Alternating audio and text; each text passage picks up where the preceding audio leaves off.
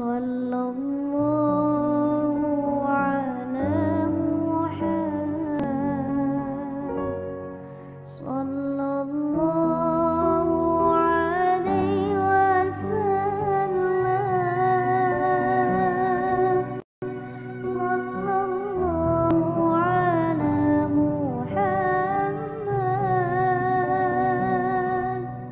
Sallallahu alaihi wasallam. Ini hanya Allah turunkan untuk umat Nabi Muhammad SAW. Catat ini ya. Dan saya belum pernah bagi dimanapun yang ini, yang versi lengkapnya. Kalau bisa dilakukan, bukan hanya dosa digugurkan. Tapi setiap hurufnya mempercepat terkabulnya doa kita di hadapan Allah Subhanahu wa Ta'ala. Ya. Ada 2 surah di dalam Al-Quran yang bila 2 surah ini dibacakan, itu setiap hurufnya dihitung bisa berpotensi menggugurkan dosa sekaligus mengabulkan doa-doa yang dimintakan. Sepanjang doa itu baik untuk urusan dunia akhirat kita. Kalau salah satu kurang baik diperbaiki oleh Allah. Misal dunia baik tapi akhirat tidak, maka diperbaiki oleh Allah kepada yang lebih baik. Surat pertama Al-Fatihah, surah kedua Al-Baqarah. Sebelum doa baca tuh Al-Fatihah sama Al-Baqarah. Tapi Al-Baqarahnya tidak dari ayat yang pertama. Kepanjangan. Cukupkan di ayat 285 sampai ayat 286, 2 ayat terakhir. Hadisnya sahih. Kalau mau dikuatkan biasanya banyak ulama memasukkan ayat 284. Ada yang sudah masuk ke dalam Ka'bah di sini? Ini informasi saja. Dan 3 ayat ini, Al-Baqarah 284, 285, 286, itu ayat yang dituliskan di dinding Ka'bah. Itu yang saat berhala dikeluarkan, gambar-gambar dihapus, itu ya, syair-syair diganti dengan ayat Quran sehingga jadi kain kiswah Ka'bah di luar. Itu ada sejarahnya. Yang di dalam pun dihiasi dengan hiasan ayat Al-Quran. Di antara yang dituliskan itu Al-Baqarah ayat 284, 285, 286. Intinya di 285 dan 286-nya. Tadi rakaat pertama yang saya bacakan dalam salat Isya. Hadisnya sahih.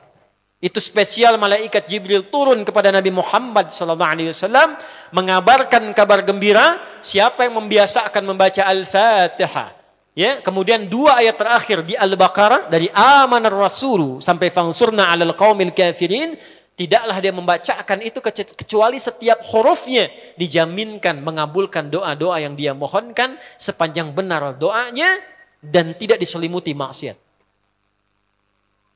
Ini maaf ya. Ini saya minta maaf dulu nih.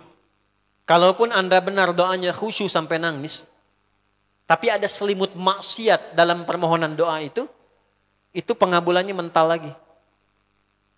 Hadisnya sahih. Thumma dzakara ar-rajula yutilu as-safara ash'atha aghdara yamuddu yadayhi ila as-sama' fayaqulu ya rabb faqala Rasulullah sallallahu alaihi wasallam anna yustajabu lidzalik famat'amuhu haram mashrabuhu haram malbasuhu haram wa ghudhiya biharamin fa anna yustajabu lidzalik. Rawahu Muslim. Nabi mengisahkan seorang lelaki menempuh perjalanan jauh. Awas, menempuh perjalanan panjang untuk ketaatan itu mempercepat doa dikabulkan 2 kali lipat dibanding orang biasa. Makanya kalau ada orang mau ke Mekah umrah, mau haji, titip doa.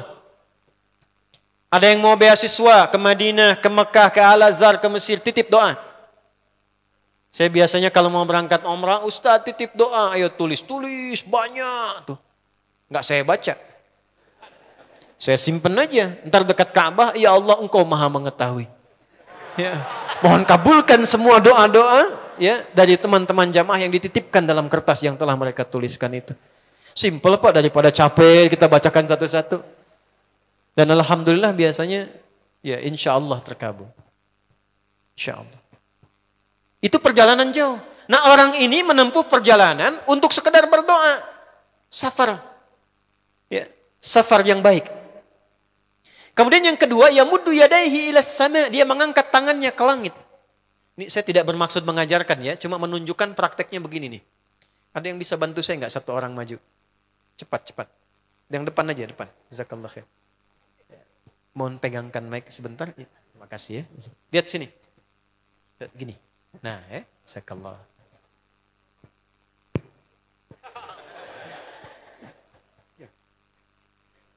Nah, gini ya. Ini tangan, lihat telapak dua ya. Berdoa itu sesuai porsinya dan ikuti caranya Nabi. Kalau doanya formal dalam sholat dan diikat dengan gerakan, jangan kreatif. Ikuti seperti Nabi yang contohkan. Misal dalam sholat, shollu kama ra'aitumuni usolli. Sholatlah seperti kalian melihat aku sholat. Nanti ada 3 posisi atau sampai 4 posisi dalam sholat yang mempercepat terkabulnya doa.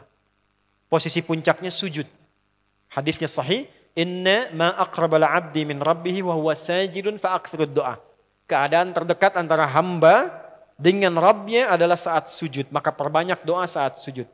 Tangannya posisi sujud begini, menempel. Jadi nggak usah begini. Oke, begini. Nah ini di luar sholat. Di luar sholat, kalau berdoa, tangan begini. Lihat baik-baik ya. Ini kitabnya agak banyak, bahasanya panjang, saya berikan yang simpelnya saja ya. Baik. Ini kan teman-teman telapak yang kanan, yang kiri ya. Padukan begini. Ya. Lalu setiap Anda kan pasti punya garis yang kanan dengan garis yang kiri. Ada kan? Itu membentuk keseimbangan. Oh, ini bukan ilmu otak-atik ya. Ini ada sanadnya nih. Pertemukan 2 garis itu sehingga seimbang tangan ini. Tuh. Ini masalah sederhana tapi poinnya penting sekali. Sudah? Cara yang pertama begini. Ini di luar salat dan bukan dalam posisi saat istisqa, saat minta hujan. Begini. Sudah? Pertemukan. Lalu letakkan sejajar dengan dada di sini. Ya. Jadi kalau dada itu ini posisinya, ini nahar di sini. Ini ada rongga dari bagian atas dengan perut, ada rongga kosong. Nah ini yang disebut dengan sodrun di sini. Ya, kalau kita meletakkan telapak tangan saat sholat begini, letaknya di sini. Yang ini perut, yang ini nahar. Doa itu di sini. Jelas? Semakin kita memohon dengan lebih sangat, naikkan sedikit begini. Sudah? Kalau istisqa, minta hujan, agak lebih tinggi ke atas. Nah ini cara mengangkat yang standar di sini untuk memohon. Jelas? Oke, jazakallah khair. Nah ini orang ini dia mengangkat tangannya. Jadi melakukan perjalanan jauh, mengangkat tangannya, ya muddu yadaihi ilas sama. Orang yang berdoa dengan mengangkat tangan itu dijawab doanya oleh Allah lewat keterangan Nabi SAW. Itu bisa kamakala 2 kali lebih cepat dibandingkan dengan orang yang tidak mengangkat tangan saat berdoa. Jadi Anda cuma sekedar doa dengan mengangkat begini, itu lebih cepat potensi dijawabnya dengan mengangkat doa. Ada seorang bertanya pada Nabi SAW hadis sahih, ya Rasulullah, bagaimana pendapatmu dengan seseorang yang meminta kepada Allah dengan mengangkat tangan atau kamakala? Lalu Nabi mengonfirmasi bertanya balik, bagaimana kalau ada seseorang memohon kepada Anda dengan mengangkat tangannya? Pak, tolong Pak, tolong Pak, tolong. Gitu kan? Di depan rumah Anda, 1 jam begitu Pak, tolong Pak. Kira-kira Anda beri atau tidak? Beri. Minimal kalau Anda nggak punya kemampuan, Anda referensikan atau beri sesuai kemampuan Anda kan? Angkat tangannya. Dia jawab, saya malu kalau nggak ngasih. Apa kata Nabi? Innallaha hayyun karimun. Allah itu lebih punya sifat peka untuk merasakan malu pada hambanya kalau dia tidak memberi ketika hambanya mengangkat kedua tangannya. Nah nanti ada beda-beda posisi saat khatib Jumat misalnya 1 begini untuk khatib. Makmum mengangkat 2 tangan. Yang ketiga dia mengatakan ya Rabb, Asmaul Husna. Doa yang dibuka dengan Al-Asmaul Husna itu dijawab 2 kali lebih cepat dibandingkan dengan doa yang langsung dimohonkan kepada Allah. Itu perintah. Tahu Nabi Zakaria? Nabi Zakaria apa ujiannya? Diuji oleh Allah, hidup demikian lama sampai rambut memutih, fisiknya letih, istrinya divonis secara medis, maaf, monofos dan mandul. Kata medis gak mungkin punya keturunan. Maka beliau berdoa kepada Allah dan dalam doanya dimulai dengan Al-Asma'ul Husna. Sebelum sampai ke doa itu di Ali Imran ayat 38 sampai 39, buka dulu Quran surah 17 Al-Isra ayat 110. Ini perintah langsung dari Allah. Qulidullah awid'ur rahman ayyamma tad'u falahul asma'ul husna. Quran surah ke-7 ayat 180. Walillahil asma'ul husna fad'uhu biha. Fad'u biha. Qulidullah, kalau engkau punya masalah hambaku, dan tidak ada di dunia ini yang tidak punya masalah. Quran surah kedua ayat 155. Wala nabluwannakum bisyai. Setiap yang hidup itu, aku pasti akan uji dengan masalah. Itu kata Allah. Jangan disimpan sampai di situ, teruskan. Bukan untuk membebani hambaku dengan masalah, tapi untuk menaikkan kualitas hidupnya sehingga menjadi lebih baik. Jadi ketika Allah titipkan masalah itu, bukan ingin membuat kita bermasalah. Tapi dengan masalah itu kita diuji supaya kualitas hidup kita menjadi lebih baik. Ini Anda yang kuliah di UPI di sini, ada ujian nggak? Ada. Untuk apa ujian itu diadakan? Supaya bisa melihat kualitas peningkatan ilmu Anda dari masuk sampai naik tingkat. Kalau nggak ada ujian nggak kelihatan kualitasnya bertambah. Logikanya begitu. Dan tidak mungkin Allah menguji seorang hamba di luar batas kemampuannya. La yukallifullahu nafsan illa. Jadi nggak ada orang yang hidup yang tidak punya masalah. Karena rumusnya mengatakan hidup berbanding lurus dengan masalah. Yang hidup pasti punya masalah. Yang tidak ingin punya masalah, tidak ingin hidup. Karena orang yang tidak hidup, yang hilang masalahnya, selesai hidupnya. Baik. Siapa yang tidak ingin punya masalah? Angkat tangan. Baik. Siapa yang ingin punya masalah? Alhamdulillah. Baik. Yang lain wallahu a'lam. Nah, kulit Allah kalau sedang diuji masalah, kan yang ngasih siapa? Yang nitipkan siapa? Yang punya solusinya siapa? Kalau Anda tahu yang punya solusinya Allah, kenapa curhatnya bukan kepada Allah? Kan sudah dicontohkan di Quran. Kalau punya masalah curhatin ke Allah. Quran surah 12 ayat 86. Sejak era Nabi Yakub. Masalah di rumah tangga. Anak bermasalah curhatnya pada siapa? Allah.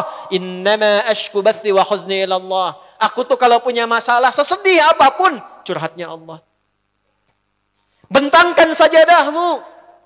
Curhatkan dalam sujudmu. Tingkatkan takwamu. Wa may yattaqillaha yaj'al lahu makhraja. Quran surah 65 di akhir ayat yang kedua. Bentangkan sajadahmu, curhatkan, habiskan dalam sujudmu, keluarkan tangismu. Sehingga bebannya jadi ringan. Walaupun solusi belum datang, hatinya sudah tenang. Yang diperintahkan panjangkan sajadahmu, bukan panjangkan statusmu. Kita sudah tahu ayatnya, paham ketentuannya, tapi kenapa prakteknya ditumpahkan di Instagram, di Facebook? Bikin vlog di YouTube hanya untuk curhat saja. Dan ironinya dalam hal yang demikian tahu yang menyelesaikan Allah. Sekarang tambah bonus, aminkan ya.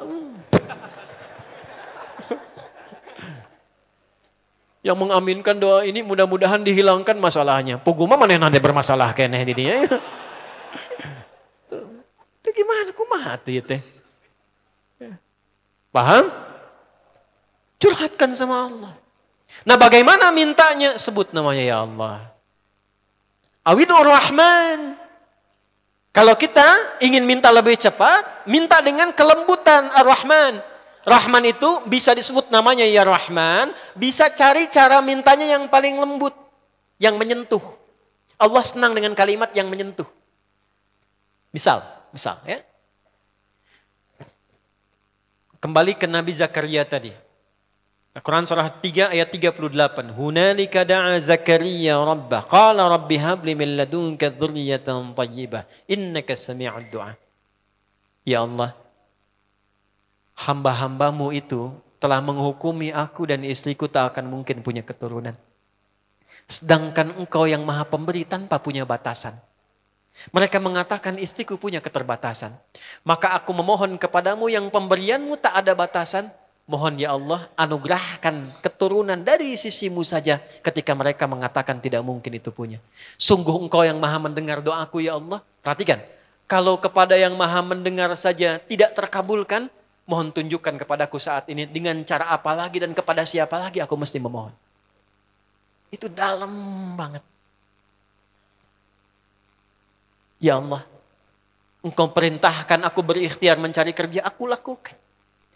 Engkau perintahkan mengeluarkan keringatku dengan cara yang halal, aku kerjakan ya Allah. Engkau perintahkan aku jauhi yang engkau larang, aku lakukan ya Allah. Sekarang aku telah berikhtiar dari sejak keluar, aku telah menunaikan sholat subuh seperti yang engkau maha mengetahuinya. Dan menjelang malam aku mengadukan bahkan di rumahmu ya Allah hanya untuk sesuap nasi bagi istri dan anakku dari yang halal itu. Aku telah melakukan apa yang kau perintahkan. Aku hanya memohon apa yang telah kau janjikan. Kalau dengan semua ikhtiar yang aku kerjakan sampai detik aku bersujud di hadapanmu di rumahmu ini belum kau kabulkan. Mohon tunjukkan kepadaku di malam ini ya Allah. Dengan cara apa lagi mesti aku memohon kepadamu. Minta. Pernah enggak begitu mintanya? Itu Rahman. Sallallahu ala Muhammad. Sallallahu